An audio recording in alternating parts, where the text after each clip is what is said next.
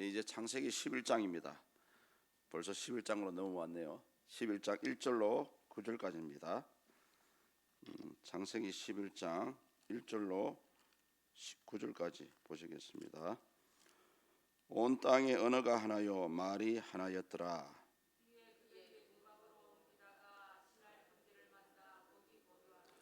서로 말하되 자 벽돌을 만들어 견고히 굽자 하고 이에 벽돌로 돌을 대신하여 역청으로 진흙을 대신하고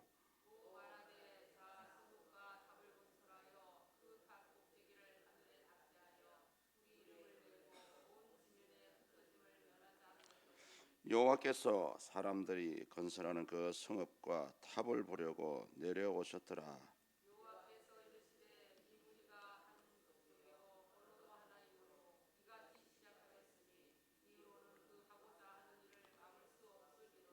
자 우리가 내려가서 거기서 그들의 언어를 혼잡하게 하여 그들이 서로 알아듣지 못하게 하자 하시고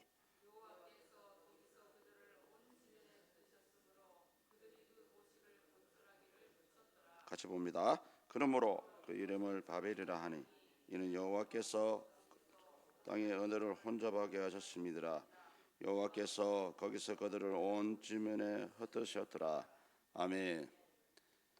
이 바벨탑 사건은 창세기 1장부터 11장까지 일어난 사건을 요약하면은 굵직굵직한 사건들이 몇 가지가 있습니다. 천지창조, 인간의 타락, 그 다음에 노아의 대홍수, 마지막으로 이 바벨탑 사건, 이렇게 네 가지 사건으로 대표하는 가운데 이 바벨탑 사건이 들어갑니다. 성도님들 바벨탑 사건 잘 아시죠? 굳이 제가 일일이 말씀 안 드려도 아시겠지만은, 근데 바벨탑 사건 왜 일어났을까요? 이게 중요하죠. 왜 일어났습니까? 신학적으로 하면은 인간이 타락한 후에 인간의 본성은 죄악으로 가득 찼다라는 것을 단적으로 보여주는 사건이고요. 또 한 가지는 뭐냐면 아주 중요하죠. 하나님의 뜻은 어디에 있습니까? 창세기 1장 28절에 있거든요. 아담에게도 창세기 1장 28절 말씀을 주셨고요. 노아에게도 창세기 1장 28절을 주실 거예요. 나중에 아브라함에게도 이 말씀을 주시는데요. 땅에서 모여 있으라 하지 않고 흩어지라 그랬습니다. 온 땅에 흩어져서 충만해서 땅을 정복하고 땅을 다스려라 그랬거든요. 요겁니다. 이 바벨탑 사건을 일으킨 사람들은 흩어지기를 싫어했습니다. 그래서 뭐랍니까? 우리가 흩어짐을 면하자 하면서 바벨탑을 쌓게 된 겁니다. 지금도 마찬가지입니다. 지금도 하나님은 저와 여러분들에게 흩어지라고 얘기합니다. 그래서 주일날 모이는 교회를 모이는 교회라 하고요. 월요일부터 토요일까지 여러분의 삶의 현장에 나가는 것을 뭐라 합니까? 흩어지는 교회입니다. 어쩌면 여러분 한 사람 한 분이 한 분 한 분이 흩어진 교회. 왜 흩어져야 됩니까? 바로 이 하나님의 뜻입니다. 그리고 오늘날 치면 하나님의 복음이 전파되기 위해서는 흩어져서 많은 사람들이 모여있는 구석에 여러분이 심어져야 됩니다. 이것이 하나님의 뜻입니다. 이것을 따르는 사람을 가리켜 우리가 신본주의 사람이라 그러죠. 그런데 그때의 사람들은 이 하나님의 이런 깊은 뜻을 몰랐을까요? 어찌됐든 하나님의 말씀을 이제 대적하는 그런 모습을 보여주죠. 그럼 결국 바벨탑은 누구를 위해서 세워졌습니까? 하나님을 위해서 세워졌습니까? 아니잖아요. 고개 끄덕끄덕하면 안 돼. 인간을 위해서 세워졌습니다. 인간들을 위해서 세워졌다니까. 그래서 우리의 삶의 모든 어떤 되어지는 일이라든지 또 방향이라든지 저와 여러분들이 구하는 이 기도조차도 하나님을 위한 것이 되어야 됩니다. 그것이 하나님을 따르는 신분주의자고요. 하나님을 위한 것이 아닌 모든 것은 바로 바벨탑을 쌓는 것과 같습니다. 그래서 지금도 불신자는 아예 해당이 안 되는 영역입니다. 신자들 가운데에도 지금도 계속해서 바벨탑을 쌓고 있는 겁니다. 본인도 모르는 사이에. 오늘 이런 말씀을 저희에게 주시는 것 같고요. 물론 이 보시면은 이 하나님의 뜻을 거스를 수 있었던 동기, 가장 큰 동기는 단일 언어 때문에 그렇습니다. 단일 언어. 온 땅에 구음이 하나요 언어가 하나이었더라. 구음이 하나요 언어가 하나이었더라. 똑같은 말입니다. 그런데 약간 차이가 나요. 이 구음이 하나였다는 것은 그 인간이 태어날 때부터 말을 가지고 태어났다는 것입니다. 그때는 단일 언어였기 때문에 지금 저와 여러분들 쓰는 것은 조각 언어라 그러거든요. 조각 언어. 그 세계 모든 언어가 하나로 뭉치면 이제 그것이 이 창세기 때 썼던 단일 언어가 되는 겁니다. 그 어떤 모양으로 어떤 언어로 들려지는지는 모르겠지만은 이때 모든 사람들은 누가 언어를 안 가르쳐 주잖아요. 언어를 가르쳐 준 사람이 있습니까? 없습니다. 그래서 이 구음이 하나의 말이 태어날 때부터 그냥 자연적으로 가지고 태어난 거예요.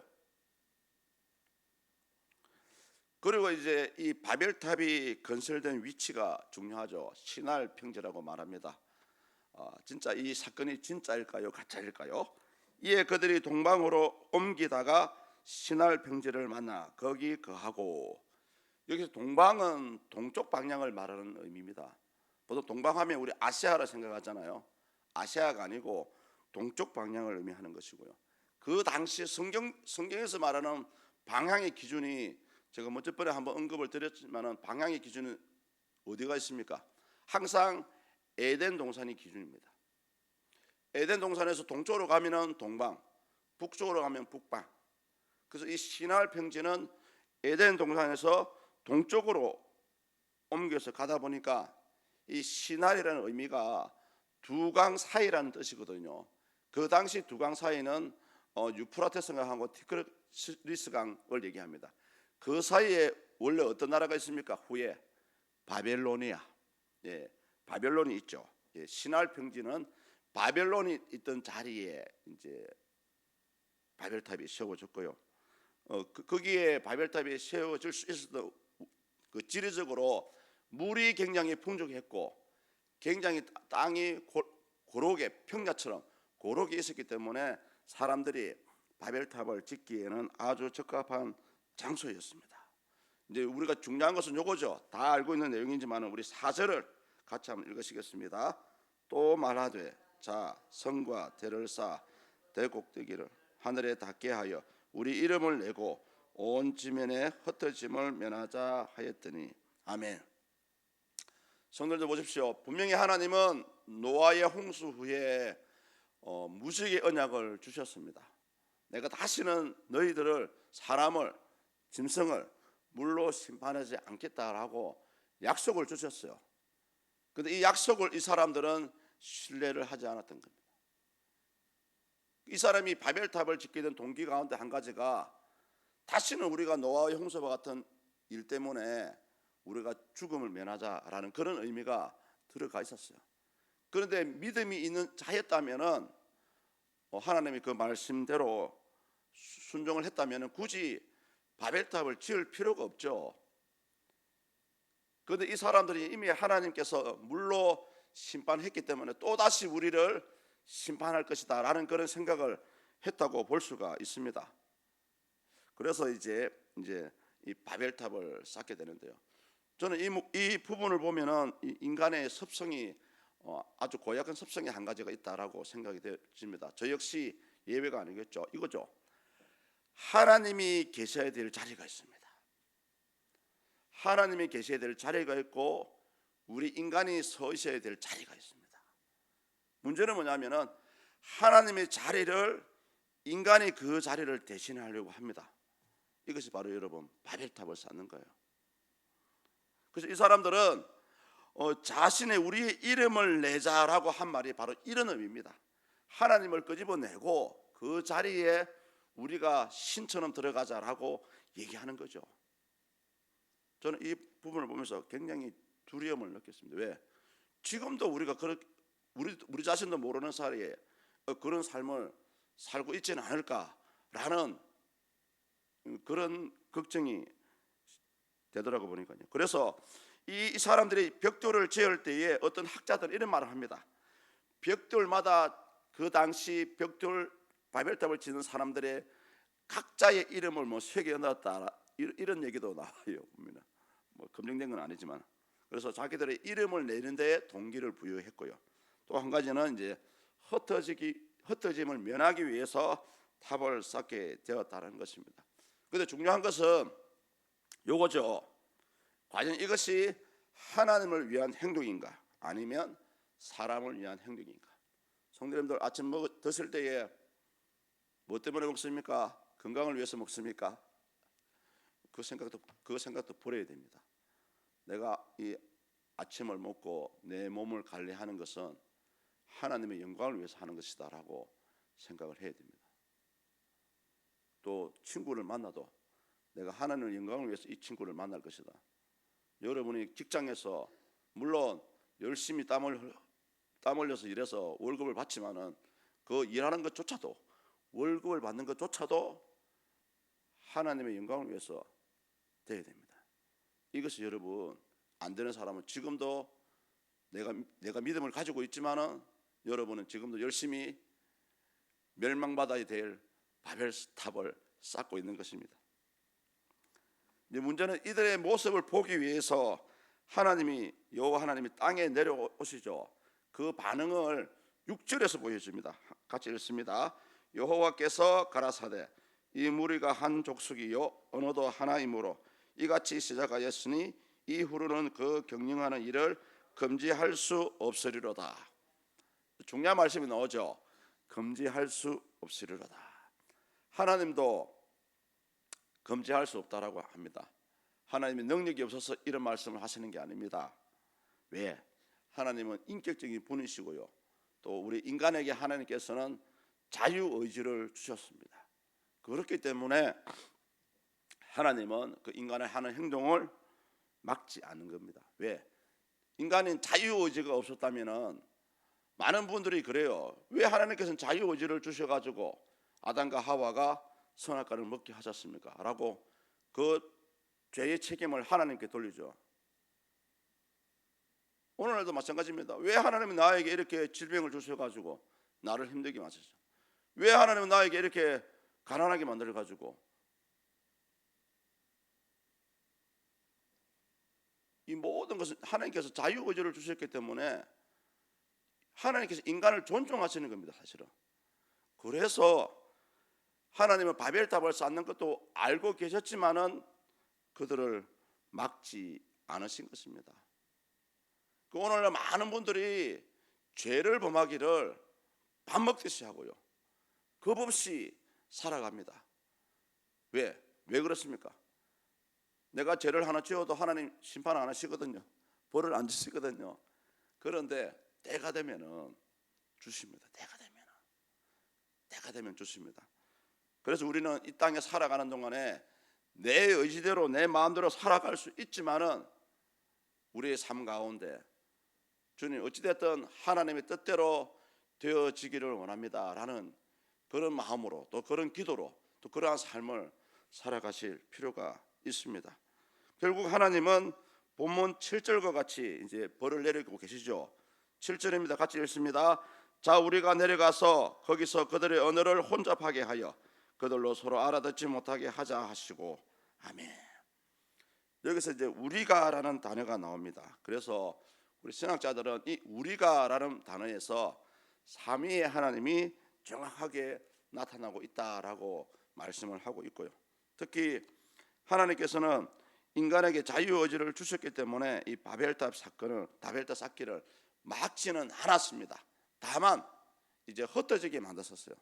그것이 무엇입니까? 언어를 다 흩어버려 주신 거죠. 지금 저와 여러분들이 쓰는 언어는 다 조각된 언어입니다. 조각된 언어. 그럼 언제 이 언어가 하나로 합쳐지겠습니까? 뭐 성경 외적인 얘기지만은 마지막 때에 저와 여러분들이 천국에 들어가실 때는 창세기 때와 같은 그런 단일된 언어를 사용하게 될 것입니다. 오늘 바벨탑 사건은 우리에게 딱 한 가지를 제시합니다. 과연 오늘날 우리는 신분주의로 살아가고 있는지 아니면 인본주의로 살아가고 있는지를 다시 한번 생각하게 하는, 고민하게 하는 그런 말씀이라고 할 수가 있습니다. 사랑하는 성도님들, 오늘 이 말씀을 통해서 우리 자신도 또 우리 서문교회도 진짜 하나님의 원하시는 뜻대로 방향으로 흘러가고 있는지를 돌아보실 필요가 있다라고 생각이 되어집니다. 어쨌든 하나님의 뜻하심을 말씀 가운데 발견하시고 또 기도를 통해서 성령의 인도하심을 통해서 우리 하나님은 반드시 조명해 주십니다. 믿고 구하는 자에게 한해서는 분명히 알게 하시고 깨닫게 하시고 조명하게 하시고요, 환경을 만들어 가십니다. 저는 지금도 이 말씀을 확신합니다.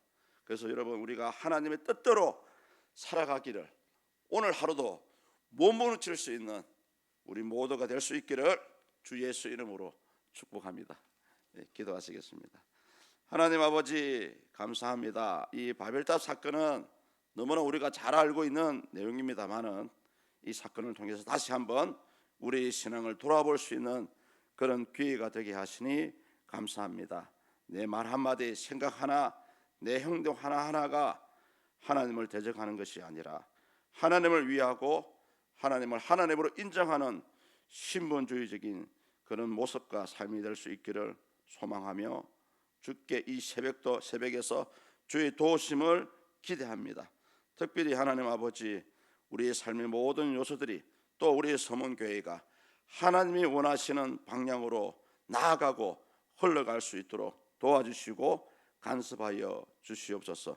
온 교회가 주의 뜻을 구하며 하나 되기를 구하며 또 아버지, 이 교회 형편에 꼭 필요한 후임 담임 목사님을 구합니다.